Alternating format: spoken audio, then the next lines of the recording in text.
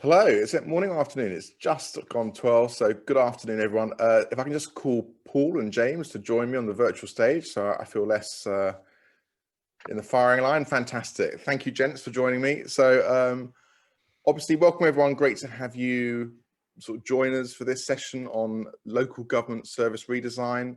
For our audience, this is obviously a unique opportunity to pose questions of your own to our panelists, which we just heard from. So do feel free to add questions using the Q&A option in the Zoom controls below.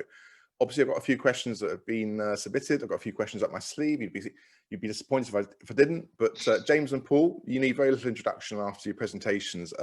Just, fascinating insights into both your cities.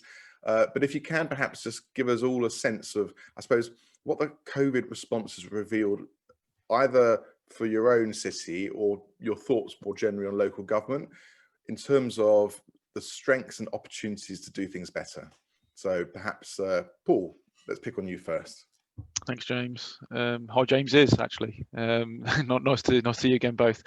Yeah, so COVID's been a really interesting situation on many fronts from a technology point of view. I think at a city level, I think it's really demonstrated the ongoing power of communities and the role that cities and communities can play in those responses. But with my technology hat on, I think that it really has thrust to front and center in terms of the role that technology can play in bringing people together in ways that people wouldn't have necessarily thought. I know that a number of the people watching have probably been doing Zoom family quizzes, weekly, or maybe they got bored of those fairly early on. And technology, really crossing the boundary between professional and personal lives, and connecting people at a professional level. And we've probably all been on conference calls day in, day out for a little while, but even before COVID. But bringing that into the personal space and people engaging with technology in new ways, understanding the opportunities that technology brings to them and how it can influence their personal lives as well as professional lives. So it really has accelerated adoption, and it's an exciting journey to be on. It's a challenging journey to be on, and we're still in the mix of it. But yeah, I think there's been, from a technology and a technology leader point of view, I think it really has demonstrated with real crystal clarity the role that technology, well implemented technology, can play. I mean, I think it's a Chinese curse, right? Interesting times is not considered to be a positive, but certainly it strikes me that when the history of 2020 is written, the changes that we've seen and executed at pace, and the ability for many local government organisations which have had a tough decade in terms of funding, how they managed to sort of rise up to the challenge. And I think that we'll probably touch upon it in a second, but your point about sort of the bonds with the community, I think everyone everywhere is now fully aware that local government does more than just sort out the bins. And I think that that's a change that's going to endure.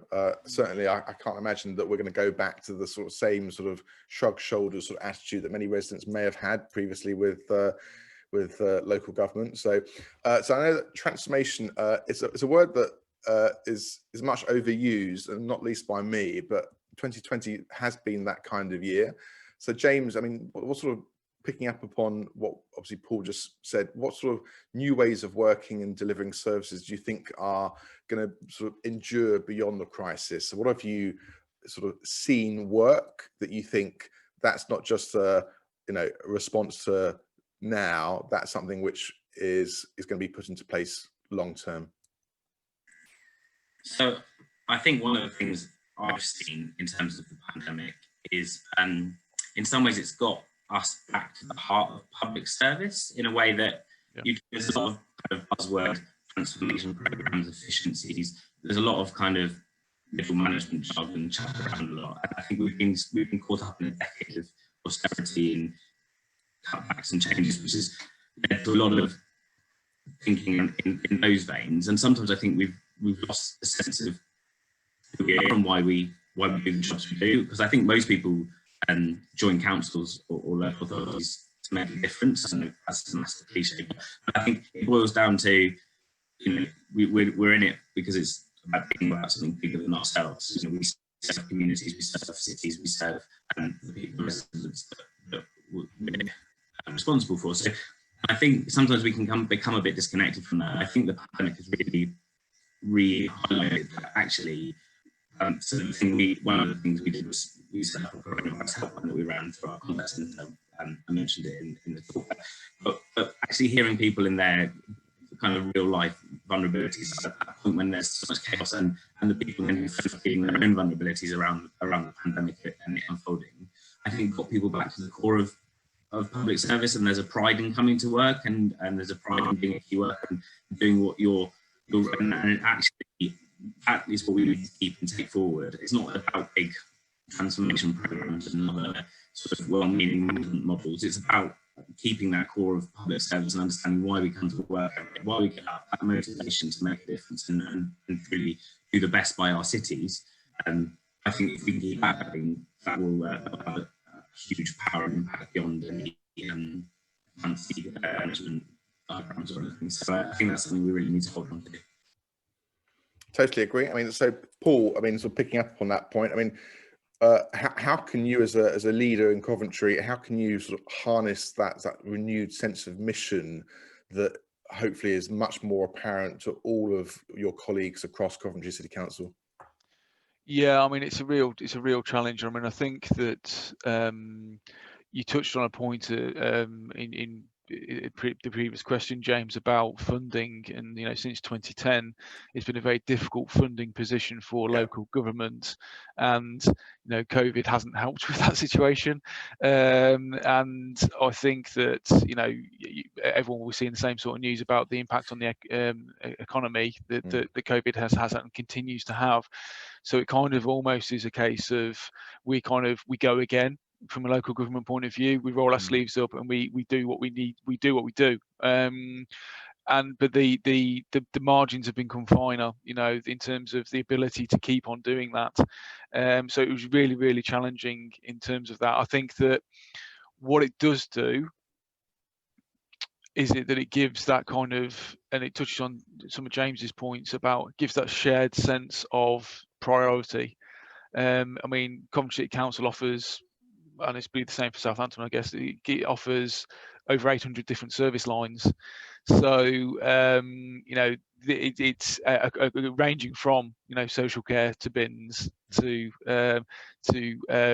registering births. You've completely mishmash of services, which makes it so exciting to work in local government. I've worked in local government for 20 years, and it's been all of my career effectively, and it really is fantastic.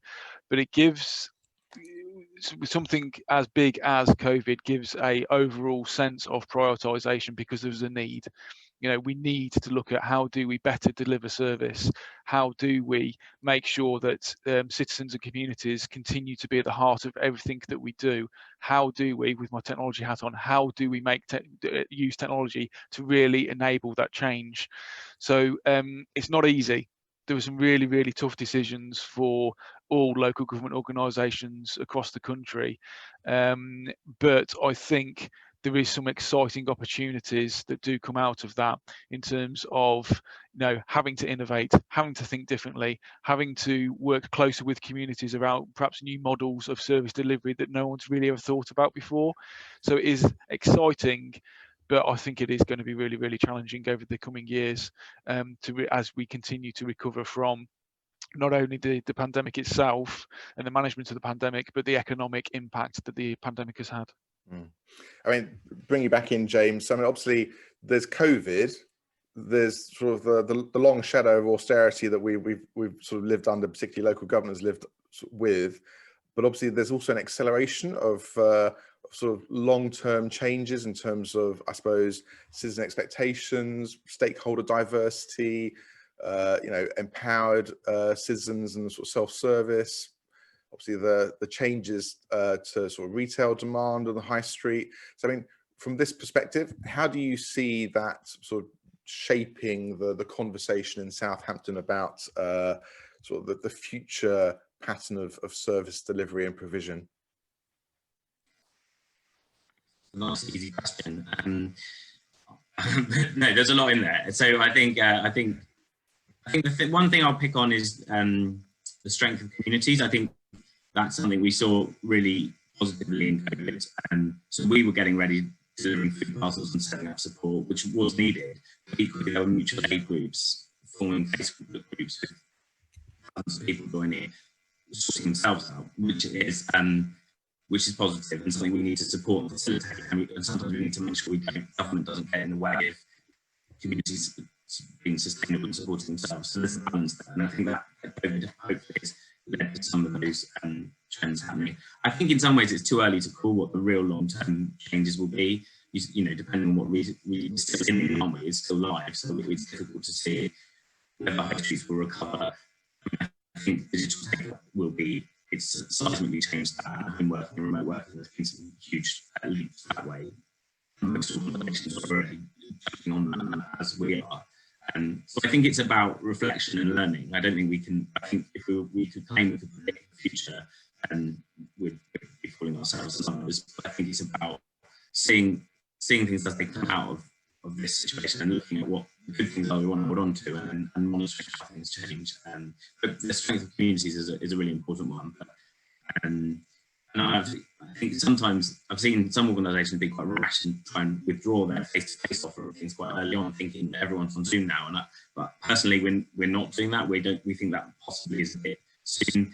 Digital exclusion still exists. Yes, I think that is huge, but there's still pockets where some of our most vulnerable and most deprived communities are still probably even more excluded now because of everything being more stuff being online. So we need to be really conscious of that. And we're actually rolling out a program around digital inclusion and trying to work on how we connect those people and make sure that they can access. So I think a bit early to call, but there's a range of things we can learn. Paul, what's your take on that? So, I mean, it's certainly one of the sessions we had yesterday on sort of local government transformation.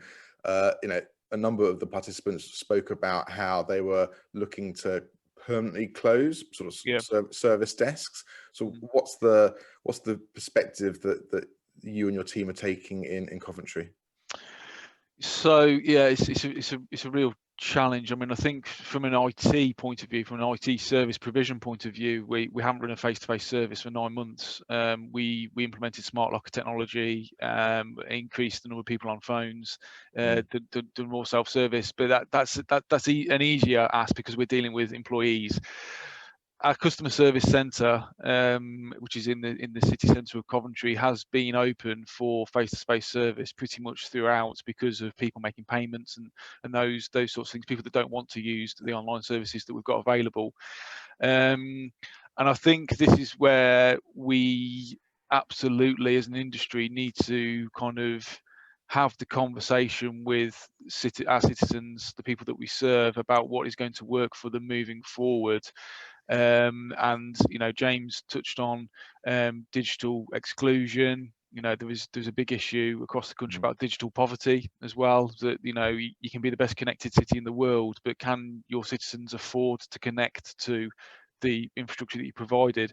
So I think that whilst more people have adopted digital ways of living, digital ways of interacting with people and services, I think as a public service, there is still a role to be had for that face-to-face presence, and that more traditional mode of delivery.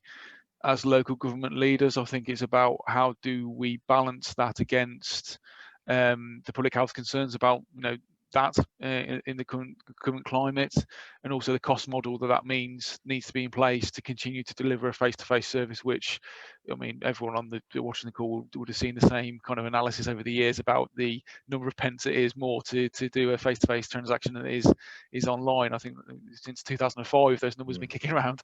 So yeah, it's a difficult balance, but I think digital tools and technologies give another option of people communicating with us, and I think we'll start to see that people are taking that option up more, but that doesn't necessarily mean that we can start closing down access channels as a result of that straight away. So when it comes to sort of finding that right balance, how do we sort of ensure that, I suppose, the voice of the user is heard? So just sticking with you briefly before moving on to James, Paul, in Coventry, how do you ensure that the voice of the user is heard when it comes to the development of services? What's that look like for you? So I think that, I mean, we've just recently launched a new engagement platform for engaging with our communities, but that is an online platform in itself, so that might exclude some. I think it's about working in the open, being as open and as clear and as transparent as you can be with our citizens. We are public servants at the end of the day. I think there's a greater role. I think Coventry does this quite well, and I've seen examples from across the country about using social media channels more, because that's a big percentage of our users. I mean, Coventry is quite a young city, so a number of our our citizens are social media savvy. They live in that world, but that doesn't mean everyone does. So again, it's about that mixed mode of making sure that where we traditionally we've had kind of ward forums in kind of community centres out in the wards across the city. Is that model still viable? Is that the most appropriate way? But finding the right ways to have the right conversations and bringing citizens with us on our journey, using digital tools where we can, absolutely, but how do we make sure that we are getting the right cross section? It's a question. It's a challenge. For me, there's some irony in using digital tools to try and consult on digital changes. There's something there that we need to tackle differently, I think. James, obviously bringing you into that same point, how confident are you that Southampton is providing the shape of services that most reflect the need in the community? So how's that sort of user voice heard for you and your team in Southampton? That's really important to us, and it is a challenge, and I think we're on a budget online. There are loads of really easy ways of online for engaging with people, so it's easy to fall into the trap of engaging online. And we have a people's panel, which is a representative panel of about 2,000 residents. It's online, but we use that as a starting point for many things, and that's a really useful tool. But we also work with voluntary sector organisations who are in regular contact with others. I spend half a day a month at our face-to-face centre and serving customers. Getting it wrong and getting corrected by my team, but seeing it firsthand, I think, is really important, and has always been important to me. So we closed during the first lockdown, and the first day we reopened, and we're hearing the stories of people that come to pay cash, and you're explaining actually I go to have a bank account, and having this conversation with people firsthand helps you see it from the customer's perspective. So we also try and make sure we tailor all of our conversations around the service, because I think the broader engagement will engage the people that are easy to engage. But actually, when we're looking at planning services or looking at voice services, we take a list from our CRM of people that have been in touch in the last 6 months, and then talk to them about their experiences, so that we're making sure it's targeted to the people that are actually using the services. So that's an important tool. But trying to stay as close to the customer as possible, being on the phones yourself, or getting down into our face-to-face centres is really important. We're not losing touch with what it's all about, and hearing those first-hand stories and the challenges they're facing, and seeing what that relates to, and then taking that back up into the kind of service design side of things as well.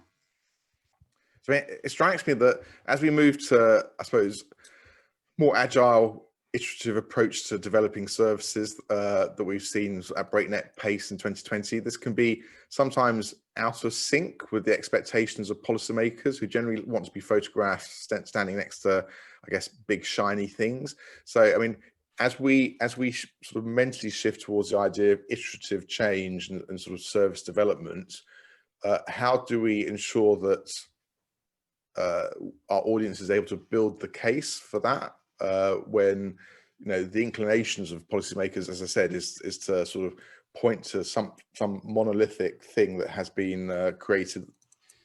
Paul, perhaps you can touch upon that. Yeah, sure. So for me, it's all about building the narrative and taking people on the journey with us. I'm a software developer by trade, and so I'm very used to working in that kind of agile environment, and get involved in a number of agile development. And they work brilliantly on software development projects. Does it translate to the traditional mode of kind of local government project delivery? It's not always. If you're repairing a pothole, that doesn't need to be done in an agile way. A waterfall methodology will do that, or you're building a bridge or building a building. It kind of works that way. But I think there is a really strong position for building the narrative of being very, very clear, which is irrespective of your kind of methodology that you're using, very clear in terms of what the outcome is, what is the outcome that we're achieving to get there. Be very clear that the whichever methodology or whichever way we're going, and increasingly now that road will not be a straight road.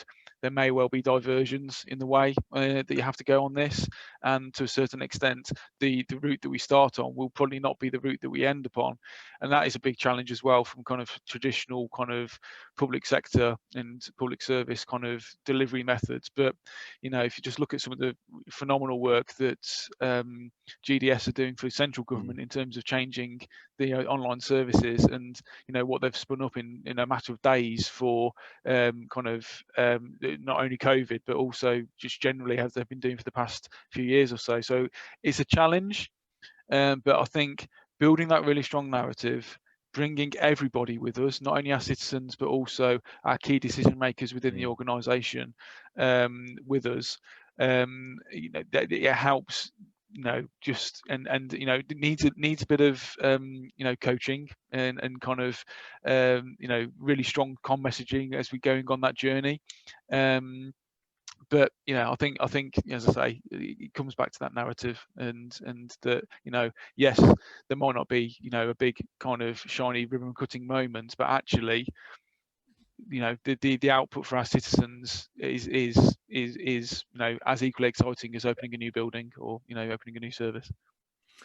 So James, so bringing you back in, so obviously what you achieved with the contact center and bringing it back in-house sort of enabled a level of agility which you were suggesting would have been very hard to have done otherwise. How did you as a team get permission for that sort of change of approach? The change of approach to bring it back, or to get so basically that sort of complete change of approach, that sort of complete sort of turnaround to bringing it back in-house was obviously a major about turn. So how did you as a team support whatever sort of decision making in the rest of the organization that led to that important shift in direction, which obviously has enabled a level of agility which was proven extremely necessary? Well, I think nationally the tide is slightly changing in local government on the kind of big long-term outsourcing agreements. We've seen that up and down the land. I think Coventry have had their own story on that front. So I think that's part of it. But also we have other large-scale outsourced contracts at work. I'm not saying I'm against it, but I think for customer service, I think that one's quite a difficult one because it's so close and core to your reputation. And if you're saying we're a truly customer-centric organisation, but you're not people dealing with the first port of call of the majority of customers, that's quite difficult to square. So that was important. I think from a political point of view, the fact that it wasn't working actually had huge reputational impact. The amount of complaints and casework relating to that, and the fact that it seems like a basic thing not being able to get through or deal with simple stuff. It made everything complicated, and that had a big reputational impact. So we appealed to that side of things. But it was also, it's a bit of a leap of faith. It's been out 12 years, and so it meant that the organisation hadn't been delivering that for the last 12 years. So it was high risk as well. I think we had to be able to build belief that we could deliver and we could make it work. And unfortunately, we have. So as we sort of count down towards the end of our happy half hour, I suppose we've got to the point where obviously it's it might be useful to sort of unpack sort of your experience of working with sort of large technology suppliers, what's worked well, what hasn't, and what advice you would give to other local government teams. So perhaps, Paul, we can sort of start off with you. Yeah, yeah. I mean, it is a mixed bag, you know, and I think that I talked about on my presentation the power of partnerships, and that was more of a citywide level, but actually that boils down to, now more than ever, it is important that from a supplier point of view, you try to move the dial away from client contractor or client customer type relationship to partnership. So there's a shared understanding of where you're trying to get to. I think that local government itself, the software market, still does have its challenges in terms of some legacy providers, in terms of systems that are very monolithic, and as much as there is, you know, a really strong kind of rhetoric and message about interoperability, APIs, and all those sorts of things, I think there are still some challenges with some suppliers to get there on that. So I think that my view is, you know, find the suppliers, like almost like a job interview, you know, find the people that you know you can work with, whether they've got the skills or not, you know, as a kind of from a job interview point of view. Now, yes, from a kind of a procurement point of view, there has to be a product that kind of will work with you, but actually you're not only, you know, buying the product, you're buying into the company. So actually, you know, find the companies you can work with, find the companies that do have the right vision, then to have what you deem to be the ability to deliver upon that vision. So not just about the product, the base product, but actually the roadmap is as important as the product. And, you know, again, you know, be willing to work very closely with them in that partnership basis, rather than trying to, in my view, just get something off the shelf that's almost a turnkey. Yes, those solutions are there. They're quite expensive, but they probably will get you to where you need to be for the next 6 months. Will they get you beyond that? I don't know. So that'll be my view. Great, thanks. And then James, perhaps if you could just share with us your I suppose your priorities and that of your team for the year ahead. Yeah, sure. So I think it's carrying on with the journey that we were on, that might be slightly altered by COVID, and with the kind of transformation, we're also moving to trying to, we're creating forms at the moment, moving to the kind of trying to get a better view of the customer through our centralized CRM system, so that we can add value. That's another thing we're trying to do as part of our new flexible contact center. So we've got to have flags for vulnerability or other things, so that even if the customer's just reporting this in, but they're known by our social care, we can have one of those constructive conversations and log on the social care system, so that the council is acting as one and supporting each other. So that's the kind of next step. It's about adding value and looking at processes fully to see where we can add value and bring work forward, so that we can get more stuff completed at the point of integration. So that's kind of our main focus over the next 12 months. And then, so finally, I suppose the same question to you, Paul, but obviously 2021, I very much hope to be visiting Coventry. It's your year. Yep. There's a very good pub that I've been to there as well, so I'm going to revisit that too, hopefully when normal times resume. Yep. But looking ahead for your team, what are going to be, beyond the obvious sort of delivery that you've set out in your presentation, what are going to be the long-term new initiatives that you're focusing on?